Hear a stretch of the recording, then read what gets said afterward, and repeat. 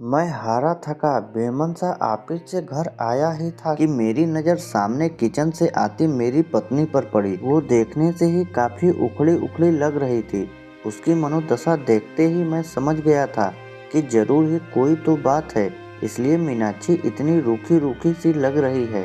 मैंने हाथ मुंह धोए हुए थे, इसलिए मैंने उससे तौलिया मांगा। उसने बिना कुछ बोले मुझे तौलिया लाकर दे दिया। मैंने उसके कंधे पर हाथ रखते हुए पूछा, मीनाक्षी क्या बात है, आज तुम कुछ उखड़ी उखड़ी सी लग रही हो।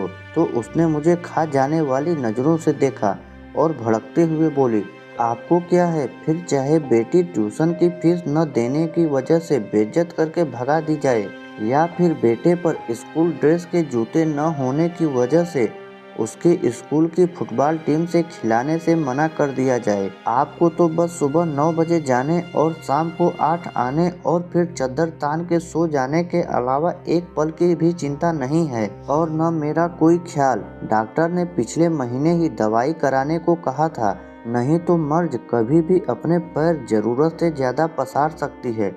कभी तुमने ध्यान से देखा है मेरे चेहरे की ओर? ये झुर्रियाँ, बेउम्र पकते हुए बाल, जवानी में ही बुढ़िया बनती जा रही हूँ। एक पैसे की दवा नहीं नसीब है मुझे। ये सब तो छोड़ो, गर्मी में बच्चे तपते रहते हैं, एक पुराना कूलर लेने तक की हिम्मत नहीं हो रही है तुम्हारी। मैं बेड पर बैठा नजरें झुकाए अपनी नाकामी पर शर्मसार हो रहा था। बीवी बच्चों की परवरिश और उनकी ज़रूरतों का ध्यान रखना मेरा कर्तव्य है, पर क्या करूं, ये मेरा दुष्कर्म ही तो है। कहने को तो देश तरक्की कर रहा है, लोग खुश हैं, पर मैं कैसे कह पाऊं कि मैं बढ़ती महंगाई और बेरोजगारी की वजह से दिन व दिन जरूरतों के बोझ तले दबता जा रहा हूं। बिजली के बिल से लेकर घर के राशन पानी तक की कीमतें आसमान छू चुकी है, और पगार बढ़ाने के नाम पर दफ्तर में धमकी दी जाती है। नौकरियां कभी भी जा सकती है, काम नहीं है ऑफिस में, इसलिए वही पुराना पगार पर काम करना मजबूरी बन चुकी है। ऐसे में क्या ही करूं? मैं बैठा बैठा अपनी परिस्थिति से दो चार हो ही रहा था कि घर के दरवाजे पर किसी के आने की दस्तक हुई। बच्चों ने गेट खोलकर देखा तो पिताजी थे। अपने दादाजी को देख के बच्चे तो खुशी से उछल गए, लेकिन मेरी सांसें तेज हो गई। पत्नी ने फिर से मेरी तरफ ऐसे देखा जैसे मानो वह कह रही हो, अपना पेट पालने के लिए तो अपनी आते और गुर्दे गिरवी रखने के दिन आ गए हैं। अब ऐसे में पिताजी अकस्मात आए हैं तो जरूरी ही कोई आर्थिक समस्या को लेकर ही आए होंगे। मैंने भी नज़र चुराते हुए एक बार मीनाक्षी की ओर देखा, पर कुछ कह पाने की स्थिति में नहीं था, इसलिए जल्दी से उठ के पिताजी के पास गया और नज़र चुराते हुए उनके चरण स्पर्श किए, उन्हें बैठने को कहा। मीनाक्षी ने भी उन्हें चरण वंदन किया और खाना खाने के लिए कहते हुए किचन में चली गई। अब मैं और भी अकेला महसूस कर रहा था। मीनाक्षी तो मुंह छिपा के किचन में जा चुकी थी।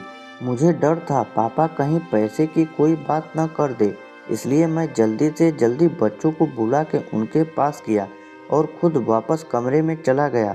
पिताजी भी मुझे जाते हुए देख रहे थे। मैं किचन में आया तो मीनाक्षी ने कहा, पिताजी जरूर ही किसी आर्थिक मदद की आस करके आए होंगे। ऐसे में इन्हें हम भी याद आते हैं। बड़े वाले भाई साहब को कोई याद नहीं करता, देने के नाम पर उनका नंबर आता है, और जब कोई ज़रूरत हो तो सब लोग हमारे यहाँ आ जाते हैं। वैसे तो ये शब्द मीनाक्षी कभी नहीं बोलती, पर इस बार उसके घर की तंगहाली इस लेवल पर थी कि उसे मरने के लिए अगर जहर खरीदना हो तो उसके लिए भी पैसे का इंतजाम न के बराबर ही था। एक तरफ मीनाक्षी लगातार मुझे बोले जा रही थी और दूसरी ओर मैं था जो कुछ पाने में समर्थ नहीं था। अंततः मैंने मीनाक्षी को चुप रहने के लिए कहा, तुम शांत हो जाओ, कुछ भी करके कल मैं तुम्हारी दवाई और बच्चों की ज़रूरत का सामान ला दूंगा, पर अभी के लिए पिताजी का मान रखो। उनके सामने घर में कलेश करने का क्या मतलब? उनकी मान मर्यादा के खिलाफ है। मीनाक्षी समझदार थी, पर उस पर आर्थिक तंगी का बुखार चढ़ा हुआ था, इसलिए वो बेकाबू थी। कहाँ से लाओगे, भीख मांग के या फिर खुद को गिरवी रख के? ये मेरा काम है, क्या करूँगा क्या नहीं। तुम बस अभी भगवान के लिए शांत हो जाओ। अब मीनाक्षी शांत हो गई। वो खाना लेकर टेबल पर लगा देती है अब पापा और बच्चों सहित एक साथ खाना खाने लगते हैं। खाना खाते टाइम पापा ने एकाएक मेरी ओर देखा और पास बैठने को कहा। मेरी सांसें और दिल दोनों ही तेज हो गया। कहीं पिताजी कोई मांग न कर दे, क्योंकि मेरे पास अभी देने के नाम पर केवल वक्त ही था। उसके अलावा मैं जुबान भी नहीं दे सकता था। पिताजी बोले, देखो अभी काम जोर चल रहा है, खेती का काम बहुत है, इसलिए अभी ही की गाड़ी से वापस जाना पड़ेगा। मैं यहाँ रुक नहीं सकता हूँ। तुम्हारी माँ बहुत चिंता कर रही थी। पिछले कुछ महीनों से तुम फोन और बात बहुत कम कर रहे हो, और ऐसा तुम तभी करते हो जब तुम किसी परेशानी में होते हो। ये तुम्हारी बचपन की आदत है। इसलिए माँ के जोर और मुझे मुन्ना और मुन्नी की याद सता रही थी, इसलिए मैं आ गया। यहाँ तक तो ठीक था। अब मैं अवाक बैठा था कि अब पापा क्या कहने वाले हैं। मैंने एक नज़र मीनाक्षी को देखा तो वो किचन की चौखट पकड़े पापा की आड़ किए हुए खड़ी थी और पापा आगे क्या कहने वाले हैं जानने के लिए उत्सुक हो रही थी। लेकिन आगे पापा ने अभी कुछ कहा नहीं, बस खाना निपटाया और मुंह हाथ धोए। अब पापा ने अपने कुर्ते की जेब में हाथ डाला और एक नोटों की गड्डी निकाली और मेरी ओर बढ़ा दी। ये देखकर मैं अवाक और सदमे में आ गया। एक पल के लिए मैं स्तब्ध और निःशब्द ही खड़ा रहा। पिताजी ने कहा, अरे पकड़ो भी भाई, अब इतने बड़े भी नहीं हो गए हो कि हमारी दी हुई आशीर्वाद को ग्रहण न कर सको। वैसे भी इस बार फसल अच्छी हो गई थी, इसलिए कोई दिक्कत नहीं आई। अब उन्होंने मीनाक्षी की ओर इशारा करते हुए कहा, बहू का और बच्चों का अच्छे से ध्यान रखो, देखो कितनी कमजोर हो रही है, और अपना भी।